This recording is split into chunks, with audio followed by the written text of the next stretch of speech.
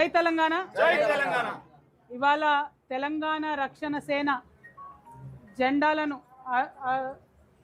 ఆవిష్కరించుకోవడానికి హన్మకొండ, వరంగల్, పరకాల్ ఈ అన్ని ప్రాంతాలను కూడా చుట్టి రావడం జరిగింది. మొదటిసారి తెలంగాణ రక్షణ సేన పెట్టిన తర్వాత ఉమ్మడి వరంగల్ జిల్లాను పర్యటించుకోవడం చాలా సంతోషంగా ఉంది. మరి వరంగల్ ప్రాంత ప్రజలు విప్లవాలని, సరికొత్త ఆలోచనలని, కొత్త పంతాన్ని, ఎవరైనా ఉన్నటువంటి అవినీతిని కానీ అరాచకాన్ని కానీ ప్రశ్నించి సమాజ హితం కోసం పనిచేసే వాళ్ళని ఖచ్చితంగా ఆదరిస్తారనే సంపూర్ణ విశ్వాసం మాకున్నది. పుట్టినటువంటి ఆలోచనలను కర్కశంగా అణిచివేసేటటువంటి ప్రభుత్వాలు ఉన్నా కూడా చాలా గుండె ధైర్యంతో ఆ ఆలోచనలను ముందుకు తీసుకుపోయినటువంటి అనేక మంది మేధావులు కూడా ఉమ్మడి వరంగల్ జిల్లాలో పుట్టినారన్న విషయాన్ని ఈ సందర్భంగా మనం గుర్తు చేసుకోవాలి. తెలంగాణ ఉద్యమానికి దిక్సూచిగా నిలిచినటువంటి ప్రొఫెసర్ జయశంకర్ గారు అయితేనేమి, అదేవిధంగా ఆదివాసీలకు అండగా నిలబడ్డటువంటి ప్రొఫెసర్ బియ్యాల జనార్దన్ రావు గారు అయితేనేంటిది, లెఫ్టిస్ట్ భావజాలాన్ని తన మదిలో నింపుకొని జీవిత పర్యంతం ఇప్పటికి కూడా కొట్లాడుతున్నటువంటి వరవర్రావు గారు అయితేనేమి, ఇట్లా ఒకరు కాదు ఇద్దరు కాదు అనేక మంది ఉన్నారు. మరి యావత్ భారతదేశానికి ఆదర్శంగా నిలిచిన మహిళా శిరోమణి రాణి రుద్రమదేవి వారసత్వాన్ని పుణికిపుచ్చుకున్నటువంటి ఈ జిల్లాలో మరి తెలంగాణ రక్షణ సేన పెట్టిన తర్వాత మొదటిసారి పర్యటిస్తూ ఉన్నాం. వరంగల్, హనుమకొండ, ఉమ్మడి వరంగల్ జిల్లా ప్రజలందరినీ కూడా మనస్ఫూర్తిగా వినమ్రంగా మరి మా పార్టీని ఆదరించమని, సరికొత్త ఎజెండాతో వస్తున్నటువంటి మా పార్టీకి, పార్టీ శ్రేణులకు అండగా నిలవమని మనస్ఫూర్తిగా మిమ్మల్ని కోరుతూ ఉన్నాం. మరి ఇవాళ వరంగల్ ఈస్ట్, ఇది వెస్ట్, వరంగల్ వెస్ట్లో మరి హనుమకొండ, వరంగల్కి సంబంధించిన కార్యాలయాన్ని ఇక్కడ ప్రారంభించుకున్నాం టీఆర్ఎస్ది. ఇంకా ఫ్యూచర్లో ఇంకా అనేక కార్యాలయాలు కూడా ప్రారంభించుకుంటాం. పెద్ద ఎత్తున పార్టీని కూడా మరి ప్రజల్లోకి తీసుకొని వెళ్ళడానికి అన్ని ప్రయత్నాలు చేస్తాం. ఇవాళ ఈ రాష్ట్రంలో కొత్త పార్టీ ఏం అవసరం ఉంది అనేది ఒక్కసారి వరంగల్ ప్రజలు ఆలోచన చేయాలి. ఇప్పుడు ఉన్నటువంటి 3 పార్టీలు, అది బీఆర్ఎస్ కావచ్చు, కాంగ్రెస్ కావచ్చు, బీజేపీ కావచ్చు, అనేక రకాల కార్యక్రమాలు చేసినామని చెప్పినప్పటికీ ఇప్పటికీ వరంగల్లో ఇండ్లు లేని పేదలు అనేకం ఉన్నారు. ఉమ్మడి వరంగల్ జిల్లాలో ఇప్పటికీ కేవలం పెన్షన్ మీద బతుకుతున్నటువంటి పేదలు అనేక మంది ఉన్నారు. వరంగల్ పట్టణాన్నే చూసుకుంటే వరంగల్, హనుమకొండ, కాజీపేట్, ట్రై సిటీస్ని చూసుకున్నా కూడా మరి అప్పుడెప్పుడో పెట్టినటువంటి విద్యా సంస్థలు తప్పితే తెలంగాణ రాష్ట్రం ఏర్పడ్డ తర్వాత ఇంతవరకు ఒక కొత్త విద్యా సంస్థ కూడా రాలేదు. అది ఎన్ఐటి కానీ, ఆర్ఈసి కానీ, కాకతీయ కానీ అంతకుముందు ఎప్పుడో పెట్టినాయి. కానీ తెలంగాణ స్వరాష్ట్రంగా ఏర్పడ్డ తర్వాత సగర్వంగా ఇదిగో మా బిడ్డలకు ఒక విద్యా సంస్థను పెడుతున్నాం, ఇదిగో మా బిడ్డలకు కొత్త యూనివర్సిటీ ఇస్తున్నాం అనేటటువంటి ఆలోచనతో ఏ ఒక్కటి కూడా ఏర్పాటు జరగలేదు. అంటే అటు విద్యలో చూసుకున్నా, ఇటు వైద్యంలో చూసుకున్నా, ఉద్యోగాల కల్పన పరంగా చూసుకున్నా, పరిశ్రమల పరంగా చూసుకున్నా, ఎట్లా చూసుకున్నా సరే తెలంగాణ వచ్చిన తర్వాత ఉమ్మడి వరంగల్ జిల్లాలో మార్పు ఏం జరిగింది అని అంటే, ఉన్న ఒక్క జిల్లాను తీసి అనేక జిల్లాలు చేసుకోవడం, దానిలో రకరకాల కన్ఫ్యూజన్లు, దానిలో చాలా అవినీతి, అది ఏ పరిపాలన అయినా సరే జరుగుతూ వచ్చింది.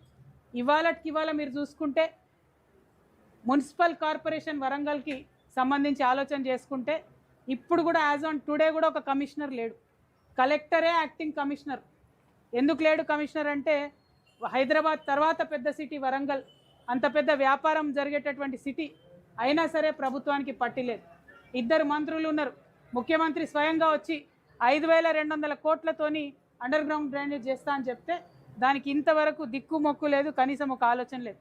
అవన్నీ పక్కన పెడితే అసలు కంప్లీట్ హన్మకొండ, వరంగల్, కాజీపేట్, ట్రై సిటీకి సంబంధించి ఇంతవరకు ఒక మాస్టర్ ప్లాన్ కూడా రూపొందించుకోలేకపోయినా. అంటే ఎటుపోతున్నాం మనం, రాష్ట్రం ఎందుకు సాధించుకున్నాం అనే ప్రశ్న ఇవాళ ప్రతి యువకుల్లోనూ, ప్రతి మహిళలోనూ, ప్రతి మేధావిని కూడా వేధిస్తున్నటువంటి ప్రశ్న. కాబట్టి తెచ్చుకున్నటువంటి తెలంగాణను, వరంగల్ను బాగా చేసుకోవాలంటే అందరం కూడా పిడికిలు బిగించి ముందుకు నడవాల్సిందే అనేటటువంటి ఆలోచనతోని మరి ఇవాళ ఈ రాష్ట్రంలో ఒక కొత్త ప్రత్యామ్నాయ శక్తిగా, రాజకీయ ప్రత్యామ్నాయ శక్తిగా మేము ముందుకు రావడం జరిగింది. మరి వాళ్ళని వీళ్ళని తిడుతున్నారు, మీరేం చెప్తారంటే మేము ఒక 5 ముఖ్యమైనటువంటి ఎజెండా పెట్టుకున్నాం. పాంచజన్యం అని దానికి పేరు పెట్టుకోవడం జరిగింది. మా ఆలోచన ఒకటే, తెలంగాణ రక్షణ సేన నుండి, టీఆర్ఎస్ నుండి ఏ పేద ఇంటి బిడ్డ కూడా ప్రైవేట్ స్కూల్కి పోయినా సరే వాళ్ళకు ఒక్క రూపాయి ఖర్చు లేకుండా చదివించుకోవాలి, దానికోసం ప్రయత్నం చేస్తున్నాం. అదేవిధంగా వైద్యమైనా సరే ఇక్కడ కూడా ఖర్చు కావద్దు, ఒక్క రూపాయి కూడా పేదవారికి, దానికోసం ప్రయత్నం చేస్తాం. సామాజిక న్యాయ తెలంగాణ సాధన కోసం ప్రయత్నం చేస్తాం. యువతీ యువకులకు మంచి పరిశ్రమలు పెట్టించడానికి మా వంతు ప్రయత్నం చేస్తాం. అదేవిధంగా రైతన్నల కోసం తప్పకుండా ప్రయత్నం చేస్తాం. ఇప్పుడే ఏనుమాముల మార్కెట్ దగ్గర నేను జెండా ఎగరేసుకొని వచ్చినాం. నేను ఇవాళ ఛాలెంజ్ చేసి చెప్తా ఉన్నా, ఉమ్మడి వరంగల్కి సంబంధించిన కాంగ్రెస్ పార్టీ నాయకుల్ని మార్కెట్కి రమ్మనండి. ఒకసారి రైతన్నలు కొట్టి తరిమేసేటటువంటి పరిస్థితి ఉన్నది. ఇవాళ కూడా అన్ని కళ్ళలలో వడ్లు భయంకరమైన పరిస్థితి. లారీలకు కూడా రైతులే పెట్టుకోవాలి. రైస్ మిల్లర్ల దగ్గర దించుతామంటే ఒక పక్క మిల్లర్ల దోపిడీ, రాష్ట్రం అంతా మిల్లర్లు దోసుకుంటున్నారంటే వరంగల్ జిల్లాలో మిల్లర్లను కూడా కాంగ్రెస్ ప్రభుత్వం దోసుకుంటుందట. దాంతోనే ఆ మిల్లర్లు దించుకున్నటువంటి పరిస్థితి. ఏ ఒక్క రంగంలో చూసినా కూడా ఇబ్బందికరమైన పరిస్థితి. అనేకం చెప్పిన ఉమ్మడి వరంగల్లో, ముఖ్యంగా వరంగల్ పట్టణంలో ఫిన్టెక్ టవర్ కడతామని చెప్పారు ముఖ్యమంత్రి గారు, ఇంతవరకు లేదు. కమాండ్ కంట్రోల్ సెంటర్ కడతామని చెప్పి ప్రారంభం చేసి 9 ఏళ్ళైంది, అది కూడా ఇంతవరకు లేదు. అన్నిటికన్నా కామెడీ ఏంటంటే ఎంజిఎం హాస్పిటల్, పేదవాళ్ళ హాస్పిటల్, దాదాపు 4500 ఓపీ ఉండేటటువంటి హాస్పిటల్, దానికి ఈ ప్రభుత్వం ఒక జోక్ అని చెప్పడానికి 3 సూపరింటెండెంట్లను నియమించారు. అవి ఏ ఆర్డర్లో ఏమేమి డిపార్ట్మెంట్లు ఇచ్చినాయో 3ని నియమిస్తే వాళ్ళు ఒక్కరు కూడా లేరు. అసలు సూపరింటెండెంట్ లేనటువంటి పరిస్థితి ఉంది. అంటే విద్యను గాలికి వదిలేసి, వైద్యాన్ని గాలికి వదిలేసి, మొన్న ముఖ్యమంత్రి గారు చెప్పారు నేను హిట్లర్నని, ఆయన అన్నట్టే చేస్తున్నాడు. 27,000 పాఠశాలలు తగ్గించి 4,000 చేస్తా అన్నాడు. ఇవాళ ఏమైంది, వరంగల్ పట్టణంలోనే దాదాపు 23 పాఠశాలలు మూసేసినటువంటి పరిస్థితి. ఓకే, మూసేసిండ్రు, ప్రత్యామ్నాయం ఏంది? ఇంటిగ్రేటెడ్ స్కూల్ కట్టిండ్రా అంటే దాని వైపు ఆలోచన కూడా లేదు. ఇంకొక పక్క భారతీయ జనతా పార్టీ మామ్నూర్ ఎయిర్పోర్ట్ అయిపోయింది ఇగో అన్నారు, కానీ ఇంతవరకు కూడా రైతుల దగ్గర పోలేదు, భూసేకరణ జరగలేదు. రైల్వే కోచ్ ఫ్యాక్టరీ వచ్చేసింది, అయిపోయింది, రేపు తెల్లారు ఉద్యోగాలు వస్తాయన్నట్టు మాట్లాడింది. తీసుకొచ్చి కొంత మెటీరియల్ డంప్ చేసిరు, బిల్లులు ఎత్తి జరగనటువంటి పరిస్థితి. సరే, ఆ కోచ్ ఫ్యాక్టరీ ఎప్పుడు ఫినిష్ అయినా కూడా 90% స్థానికులకే అందులో ఉద్యోగాలు ఇవ్వాలి. సేమ్ ఇటువంటి రైల్వే కోచ్ ఫ్యాక్టరీ పంజాబ్లో కట్టినప్పుడు అక్కడ బాజాప్తా జీవో తీసి స్థానికులకు 90% ఇచ్చిండు. ఖచ్చితంగా అది స్థానికులకే ఉద్యోగాలు ఇవ్వాలని కూడా మేము ఈ సందర్భంగా డిమాండ్ చేస్తూ ఉన్నాం.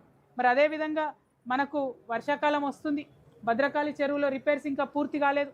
మేము జనం బాటకు వచ్చినప్పుడు చెప్పినాం, భద్రకాళి చెరువులో అన్యాయంగా ప్రభుత్వమే కబ్జాలు పెట్టి నీళ్లు బయటపోకుండా వేస్తుందని, ఇంతవరకు కూడా అది పూర్తి కాలేదు.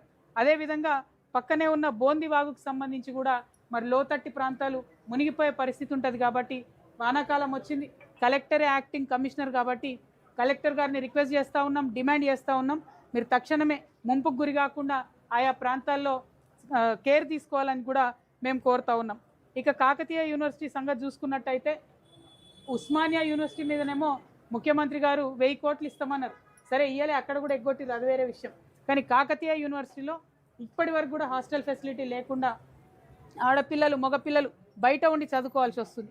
కనీసం హాస్టల్ కోసం అన్న డబ్బు శాంక్షన్ చేస్తే బాగుంటుంది. ఇంతవరకు రిక్రూట్మెంట్ జరగడం లేదు, కొత్త లెక్చరర్లు లేరు. ఇబ్బందికరమైనటువంటి పరిస్థితుల్లో కాకతీయ యూనివర్సిటీ ప్రతిష్టను మసకబార్చేటటువంటి ప్రయత్నాలు జరుగుతున్నాయి. ప్రభుత్వం శ్రద్ధ పెట్టాలని చెప్పి నేను డిమాండ్ చేస్తూ ఉన్నాను. ఇక అంతేకాకుండా మరి టెక్స్టైల్ పార్క్ అని కట్టడం జరిగింది. ఆ టెక్స్టైల్ పార్కుని ఇప్పుడు మొత్తం వీళ్ళు రియల్ ఎస్టేట్ లేఅవుట్ చేసి అమ్ముకునే ప్రయత్నం చేస్తున్నారు.